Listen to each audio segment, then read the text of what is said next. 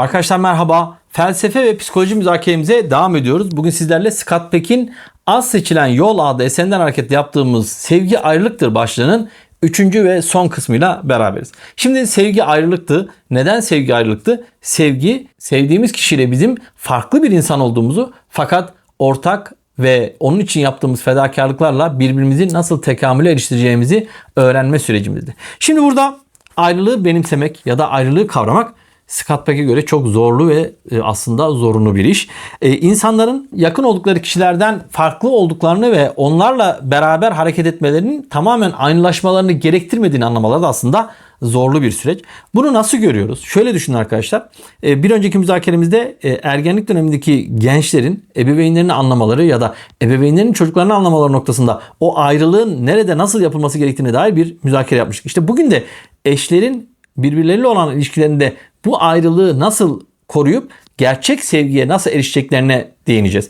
Bu noktada Scott Peck evli çiftlerden oluşan bir grubu terapiye alıyor. Bu çift grubundan erkeklere şöyle bir soru soruyor. Diyor ki eşinizle olan ilişkinizde eşinize bakış tarzınız ya da eşinizi evde nasıl konumlandırdığınızı söyler misiniz diyor.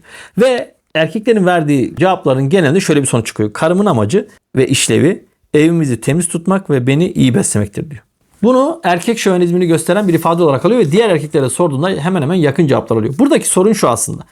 Bir erkek ya da bir kadın eşine olan bakış açısını eşini de gözeterek mi değerlendiriyor yoksa kendini merkeze alarak mı değerlendiriyor? Yani bunun erkek bakış açısı da kadın bakış açısı da aslında eğer kendini merkez alarak buna yanıt veriyorsa ciddi anlamda evlilikte sorun yaşaması da muhtemel hale geliyor. Çünkü insan ondan beklentisini ben merkezci bir şekilde şekillendirmiş oluyor. Scott Peck bunları değerlendikten sonra terapi yaptığı evli çiftlere şöyle söylüyor. Diyor ki sizin bu anlayışla zaten sorun yaşamamanız anormal. Yani böyle bir anlayışla mutlak anlamda sorun yaşarsınız. Niye? Çünkü siz kendi varlığınız merkezde ve eşiniz sanki varlığı size bağlı bir unsur haline gelmiş. Bu sorunlu bir durum. Peki terapi yaptığı çiftler Scott Peck'e ne soruyor? Diyor ki siz nasıl tanımlıyorsunuz? Scott Peck de şöyle cevap veriyor. Diyor ki benim eşimin temel amacı kendisi için ve ilahi evrendeki tekamül süreci için en iyi noktaya erişmek diyor. Şimdi bunu tabii terapiye gelen kişiler anlayamıyor. Yani burada ne demek istiyor Scott Peck? Aslında şunu söylüyor. Aile kurulduğu zaman eşler kendi benliklerinden vazgeçmeleri gereken bir durumda değiller. Yani kişi kendi benliğini koruyacak, eşi de kendi benliğini koruyacak. Fakat bu iki kişi farklılıklarıyla ve ortak alanlarıyla, birbirlerine değer vererek katkılarıyla kendi bulundukları şeyi daha iyi bir noktaya taşıyacaklar. Yani ne erkek ne de kadın aslında hayatın nihai noktasına erişmiş değiller. Bir nevi yoldaşlığa başlamış oluyorlar. Yoldaşlık da burada ne anlama geliyor? Yol boyunca o hayat tecrübesi içerisinde birbirlerine destek olarak kimi zaman üzülerek, kimi zaman sevinerek aslında o tekamül sürecini sağlıklı bir şekilde gerçekleştirmek diyor. Şimdi çoğu yerde görüyoruz. İnsanın kendisini feda etmesini bekliyor kişiler. Yani erkek olsun kadın olsun kendisini feda ederek ilişkinin sağlıklı yürümesi bekleniyor. Fakat böyle ilişkilerde feda etmek ilişkiyi yürütmüyor. Tam tersine ilişkiyi tüketebiliyor. Buna da dikkat etmek lazım. Şimdi burada Scott Peck iki örnek veriyor. Katıksız komünizmle katıksız kapitalizm. Yani vahşi komünizmle vahşi kapitalizm diyelim biz. Vahşi komünizmde bireylerin hiçbir önemi yok. Tamamen gruba ve topluma hizmet etmek amaçlı. Yalnızca temel o toplumsal çıkarlar için yaşam sürdürülüyor ve birey önemsiz hale geliyor. Vahşi kapitalizmde ise tamamen bireyin bencil istekleri merkeze alınıyor. Bir tarafta insanlar açlıktan ölürken senin eğer paran ve gücün varsa istediğin hayatı yaşama imkanına kavuşabiliyorsun. Ama bu iki tarzda Scott Peck'e göre sevgi ayrılıktır ifadesini kapsayan şeyler değildir. Yani buradaki iki uç örnek, yani birisinde işte eşin tamamen benliğini yitirip o aile için kendisini feda etmesi ya da diğerinde tamamen bir eşin bencil istekleri nedeniyle eşinin kendi istediği gibi davranmasını beklemesi, bunların ikisi de kişiyi tüketen şeylerdir. Bundan dolayı da bir örnek daha veriyor. Yani vahşi kapitalizm ve vahşi komünizmden sonra dağcılık sporu ile ilgili bir örnek veriyor. Diyor ki evlilikle dağlara tırmanmak için eteklerde kurulan merkez kampı arasında benzerlik kurarım diyor. Dağlara tırmanmak isteyen birinin iyi bir merkez kampı olmalıdır. Orada barınak, erzak ve diğer ihtiyaçlarını gidermelidir.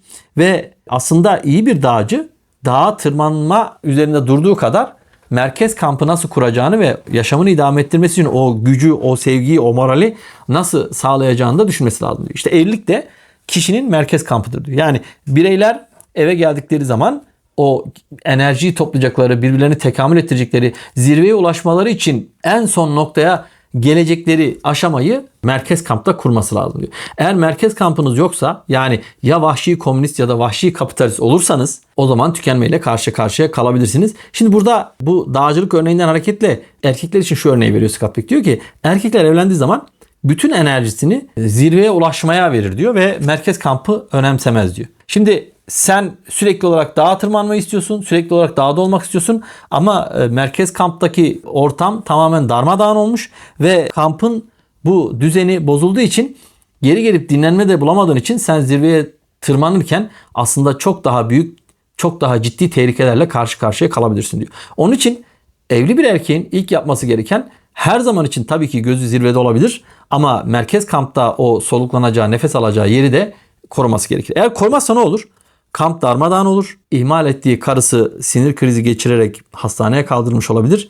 Ya da evinin darmadağın olduğunu ve ailesinin yuvasının yıkıldığını görecektir diyor. Onun için bu erkek için büyük bir risk olarak ifade ediyor. Şimdi kadın için de aynı şeyi ifade ediyor. Diyor ki kadın evlenince artık hayatının hedefine ulaştığını düşünmesi, bu da çok ciddi bir sorundur. Onun için eteklerde kurulmuş kamp zirvenin kendisi olabilir. Yani erkek zirveyi istiyor ve kampı ihmal ediyor. Kadın da aslında kampı hedef gördüğü zaman o da kaybetmiş oluyor. Yani bir denge olması lazım. Nasıl bir denge? Erkek de kadın da kampı bir ortak alan, temel sevgi, saygı ve hayatı idame ettirme noktasındaki temel çerçeve olarak kabul etmesi gerekiyor. Kadın da erkek de yeni tekamül ettirici süreçlere devam etmesi gerekiyor. Yani bir kadının kendi niteliğini arttırmasına engel olunmamalı. Bir erkeğin kendi niteliğini arttırmasına engel olunmamalı. Ya da evlendikten sonra iki tarafında eşine gösterdiği önem ve ihtimamı bir tarafa bırakmaması gerekiyor. Kamp dağıldığı zaman ne zirvenin ne de kampın bir anlamı kalmayacağı için bu dengeyi sağlamamız gerekiyor. Bu nedenle Scott Peck'in burada verdiği örnek, merkez kamp örneği, gerçekten eşlerin evlilik kurumunu nasıl algılaması gerektiği noktasında önemli şeyler söylüyor bize. Gördüğünüz üzere evlilikle ilgili tüm yorumlarında Scott Peck'in o kendini gerçekleştirme dediğimiz, tekamül dediğimiz, yetkinlik dediğimiz nokta önem arz ediyor. Ama bu yetkinlik eşlerin ikisi için de geçerli olan bir yetkinlik olması gerekiyor. İşte o zaman evlilik sağlıklı bir noktaya erişiyor. Yine Halil Cibran'dan bir örnekle bugünkü müzakeremizi kapatalım. Halil Cibran Ermiş adresinde diyor ki, ama bırakın birlikteliğinizde boşluklar olsun ve bırakın göklerin rüzgarlar aranızda dans etsin. Birbirinizi sevin ama sevginizi bir zincire dönüştürmeyin. Bırakın sevgi ruhlarınızın kıyıları arasında gidip gelen bir deniz olsun. Birbirinizin kadehini doldurun ama aynı kadehten içmeyin. Ekmeğinizi birbirinize verin ama aynı dilimi yemeyin. Birlikte şarkı söyleyin, dans edin, eğlenin ama her birinizin yalnız kalmasına izin verin. Aynı müzikle titreşseler de bir lavtanın telleri bile ayrı ayrı durur. Kalplerinizi birbirinize verin ama ötekinde kalmasın. Çünkü ancak hayatın eli kalplerinizi içine alabilir. Birlikte durun ama birbirinize çok yaklaşmayın. Çünkü mabedin sütunları birbirinden ayrı durur ve meşe ile servi birbirinin gölgesinde büyümez. Yani insanların o sevgi ve ayrılık arasındaki o dengeyi sağlaması gerekiyor. Ve bu noktadan hareketle de şunu söyleyebiliriz. Kendini feda etme değil, beraber tekamül etme diyebileceğimiz bir süreçle aile ve evlilik kurumuna yaklaşılması gerekiyor. Eğer biz bunu doğru algılamazsak o zaman bir taraf tükeniyor ve evlilik kurumu çökmese dahi aslında bir kişinin çökmesi onu hayattan kopartan ciddi anlamda travmatik etkilere sebebiyet verebiliyor arkadaşlar. Sizler de Scott Peck'in buradaki görüşlerinden hareketle evlilikle ilgili söylemleri nasıl yorumlarsınız? Yani toplumumuzda ciddi anlamda bu bağımsızlık ve evliliğe dair sorunlar yaşanabiliyor. Bunun içinde sadece eşlerin birbiriyle olan ilişkileri değil, çoğu zaman toplumsal yapının getirdiği bir takım örnekler de söz konusu. Çünkü bazen sosyal medyada da görüyoruz. Özellikle ebeveynler, yani çocuklarını evlendiren kişiler, kayınpederler, kayınvalideler çocuklarının o bağımsızlığını sağlıklı bir şekilde gerçekleştiremedikleri için evlilik sorunları da oradan başlıyor. Yani bağımsızlık şöyle arkadaşlar. Eğer kişi evleniyorsa yeni bir yuva kuruyor. Bu yuva kendi içerisinde bir dengeye sahip olmalı. Aynı şekilde bu yuvayı kuran gençlerin aileleri de o dengeyi sağlayacak bir ayrılık noktasına gelebilmeleri gerekiyor. Eğer sürekli olarak o ailenin içerisinde bir el gibi duruyorsa ya da eşlerden birisi bunu dengeli bir şekilde götüremiyorsa bu sıkıntılar çoğalıyor. Yani bireyselleşme sadece bizim bireyselleşmemiz değil, ailelerimizin de bu ayrılığı, bireyselleşmeyi kabullenmesi ve hayata bizi bu şekilde hazırlaması gerekiyor. Daha önceki müzakeremizde ben söylemiştim. Biz çocuğumuzun çok daha iyi bir işe, çok daha bir hayata, çok daha iyi imkanlara sahip olmasını isteyebiliriz. Ama bunu yaparken onun psikolojik gereksinimlerini toplumsal, sosyolojik açıdan değerlendirmezsek aslında onu mutsuzluğa da sevk etmiş olabiliriz. Onun için dengeyi her zaman için korumamız gerekiyor.